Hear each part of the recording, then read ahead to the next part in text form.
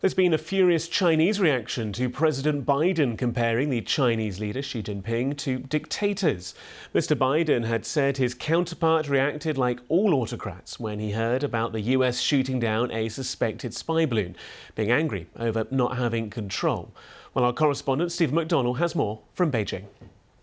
The Chinese government has reacted quite angrily to these remarks from US President Joe Biden and said that it's absurd to be equating the leader of China, Xi Jinping, with other dictators in the world.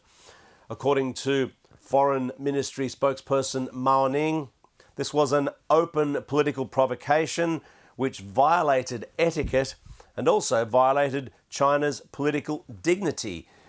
But really, you have to wonder, was this deliberate? It just doesn't make sense. Why would the Americans go to all this trouble of sending US Secretary of State Antony Blinken to Beijing to have these meetings? I mean, one of these meetings with his counterpart, immediate counterpart, went for 7.5 hours.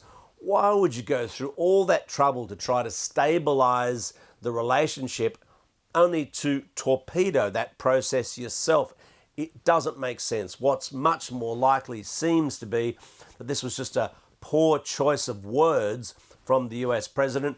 Certainly it's been bad timing if you wanted to patch things up with China to use an expression like that, to say that Xi Jinping was a dictator or like other dictators. Now, can this be fixed? Sure, of course it can. They can still go ahead and have a meeting much later in the year, probably October, where the leaders of these two world superpowers can sit down with one another, possibly in California in October. By then, people will have forgotten about this, although it'll be mentioned in some reports as background, I guess.